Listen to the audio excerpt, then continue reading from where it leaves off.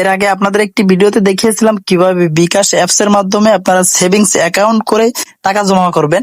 So বন্ধুরা, আজকে আমি আপনাদেরকে দেখিয়ে দেবো কিভাবে সরাসরি সেভিংস অ্যাকাউন্ট খুলতে হয় এবং কিভাবে টাকা জমা করতে হয়। সো বন্ধুরা, চলুন আমি আপনাদেরকে দেখিয়ে দিই সেই প্রসেসটি কিভাবে করবেন। আপনারা আপনাদের ফোনে থাকা বিকাশ যে অ্যাপসটি রয়েছে সেই অ্যাপসটিতে প্রবেশ করবেন। আমি আমার বিকাশের হোম পেজে রয়েছি। আমি এখান থেকে এখন সেভিংস নামে যে অপশনটি রয়েছে সেই অপশনটিতে প্রবেশ করব। আপনারা আমার দেখানো অনুযায়ী কাজটি করবেন। আমি এই সেভিংস অ্যাকাউন্ট করার জন্য এই সেভিংস অপশনটিতে প্রবেশ করলাম। সেভিংস অপশনটিতে প্রবেশ করার পরে এখন এখান থেকে দেখতে পাবেন নিচের দিকে একটি অপশন রয়েছে নতুন সেভিংস খুলুন নামে যে অপশনটি রয়েছে এই অপশনটিতে প্রবেশ করেন। আমি এই অপশনটিতে প্রবেশ করলাম। এই অপশনটিতে প্রবেশ করার পরে এখানে দেখতে পাবেন দুটি অপশন রয়েছে, একটি শুধু ডিপিএস মুনাফা ভিত্তিক আর একটি হচ্ছে ইসলামিক ডিপিএস শরিয়া ভিত্তিক। এখন এখান থেকে আপনি দুটি যে কোনো একটি সিলেক্ট করতে পারেন। আমি এখান থেকে ইসলামিক ডিপিএস শরিয়া ভিত্তিক যে অপশনটি রয়েছে সেই অপশনটিতে প্রবেশ করলাম। এই অপশনটিতে প্রবেশ করার পরে এখান থেকে দেখবেন ধরন বেছে নিন নামে একটি বক্স রয়েছে। এই বক্সের এখানে একটি ড্রপ ডাউন মেনু রয়েছে। এখন এখান থেকে ধরন বেছে নিন এর জন্য আমি এখান থেকে এই ড্রপ অপশনটিতে ক্লিক করবো। এই অপশনটিতে ক্লিক করার পরে এখন এখান থেকে আপনি চাইলে সাপ্তাহিক কিংবা মাসিক অ্যাকাউন্ট যে কোনো দুটির একটি খুলতে পারেন। আমি এখান থেকে মাসিক অ্যাকাউন্টটি খুলবো, তাই আমি এখান থেকে মাসিক অপশনটি সিলেক্ট করে নিচ্ছি। দেন এখান থেকে পরবর্তী যে একটি বক্স দেওয়া রয়েছে সেই বক্সটিতে দেখতে পারবেন মেয়াদ বেছে নিন নামে একটি অপশন রয়েছে। তার জন্য এখান থেকে একটি ড্রপ ডাউন মেনু রয়েছে। আমি এখান থেকে এই ড্রপ ডাউন মেনুতে ক্লিক করলাম। এখানে ক্লিক করার পরে এখান থেকে দেখতে পারবেন বেশ কিছু অপশন আমার সামনে চলে এসছে। এখানে 6 মাস, 12 মাস, 24 মাস, 36 মাস এবং 48 মাস পর্যন্ত করা যায়, অর্থাৎ 4 বছর পর্যন্ত সেভিংস অ্যাকাউন্টের মেয়াদ দেওয়া যায়। আমি এখান থেকে অল্প মেয়াদের একটি করে দেখাবো আপনাদেরকে। এই 12 মাস এই সেভিংস অ্যাকাউন্টটি করব 12 মাসের মেয়াদ দিয়ে। আমি এই 12 মাস অপশনটিতে সিলেক্ট করে দিচ্ছি। 12 মাস অপশনটিতে সিলেক্ট করে দেওয়ার পর এখন আমি প্রতি মাস কি পরিমাণ টাকা এখানে জমা করব তার জন্য আমাকে নিচের যে একটি বক্স রয়েছে সেই বক্সটিতে জমার পরিমাণ বেছে নিতে হবে। এখান থেকে আমি এই জমার পরিমাণ নামে যে একটা অপশন রয়েছে এই অপশনটির এখানে একটি ড্রপ ডাউন মেনু রয়েছে। আমি এখান থেকে ড্রপ ডাউন মেনুতে ক্লিক করব। দেন এখান থেকে কিন্তু আমি এখান থেকে সর্বনিম্ন 1000 থেকে শুরু করে 20,000 টাকা পর্যন্ত কিন্তু জমা করতে পারবো। আমি এখানে 1000 টাকার যে একটি ডিপিএস করব তার জন্য আমি কিন্তু এখান থেকে 1000 অপশনটি সিলেক্ট করে নিচ্ছি।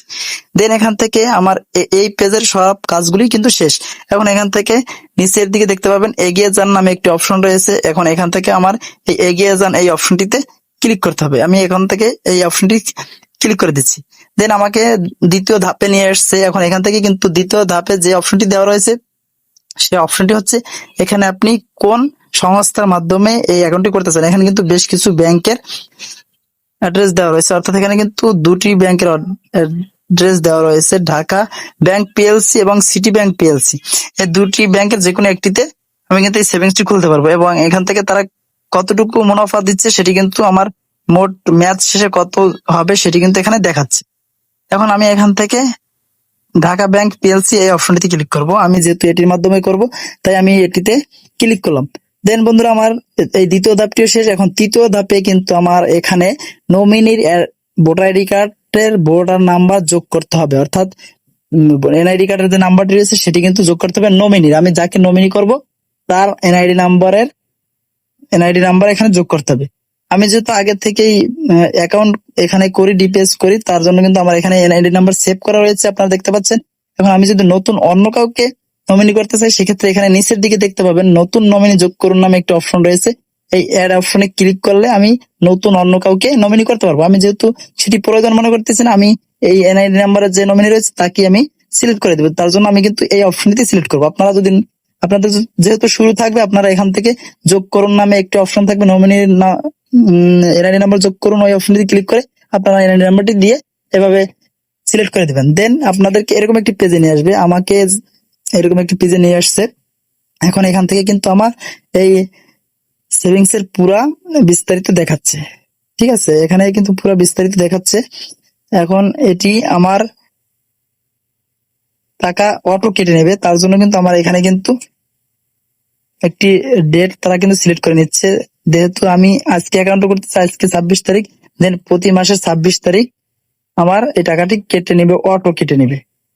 এখন এখানে কিন্তু আমার ডিটেলস যা দেখার দেখা হয়ে গিয়েছে। এখন আমি এখান থেকে এগিয়ে যান নামে যে অপশনটি রয়েছে নিচের দিকে সেই অপশনটিতে ক্লিক করবো। এই অপশনটিতে ক্লিক করে দেওয়ার পরে কিন্তু আমার এখান থেকে আমার বিকাশের পিনটি সিলেক্ট করে দিতে হবে। আমার এখান থেকে পিন নাম্বারটি দিলে আমার এটি কিন্তু টাকাটি কেটে নিয়ে যাবে। টাকাটি কেটে নিয়ে যাওয়ার জন্য আমি কিন্তু এই ট্যাপ নামে যে একটা অপশন আছে, আমি এখানে এরকম ট্যাপ করে ধরে রাখবো। ট্যাপ করে ধরে রাখার পরে আমার কিন্তু এই সেভিংসটি হয়ে গেছে। এখন আমি এখান থেকে হোমে ফিরে যাব। হোমে ফিরে যাওয়ার পরে কিন্তু আমার এই সেভিংসটি পুরো বিস্তারিত দেখার জন্য আমি আপনাদেরকে আবারও এই সেভিংস নামে যে অপশনটি আছে এই অপশনটিতে ক্লিক করব।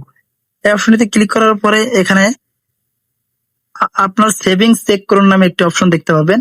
এখান থেকে আপনার সেভিংস চেক করুন এই অপশনটিতে ক্লিক করব।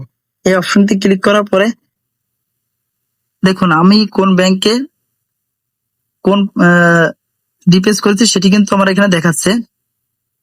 আমি এখানে রিকোয়েস্ট প্রসেস হচ্ছে, আপনি 24 ঘন্টার মধ্যে একটি কনফার্মেশন পাবেন। আরো জিজ্ঞাসার জন্য রিকোয়েস্ট আইডি নোট করে রাখুন।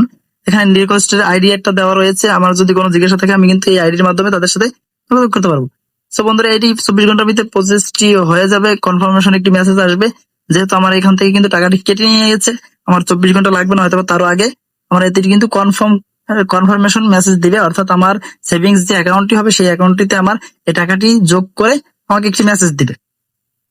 সো দর্শক, এভাবে আপনারা চাইলে ডিপিএস এর মাধ্যমে কিন্তু আপনারা কোনো ঝামেলা ছাড়াই সেভিংস অ্যাকাউন্ট করে অর্থাৎ ডিপিএস করে টাকা জমাতে পারেন। সো দর্শক, এই ছিল আজকের ভিডিওটি। যদি ভিডিওটি ভালো লাগে থাকে একটি লাইক দিবেন এবং কমেন্ট করে আপনার মতামত জানাবেন। শেয়ার করে দিয়ে আপনার বন্ধুদেরকে শেখার সুযোগ করে দিবেন। ধন্যবাদ এতক্ষণ আমাদের সাথে থাকার জন্য।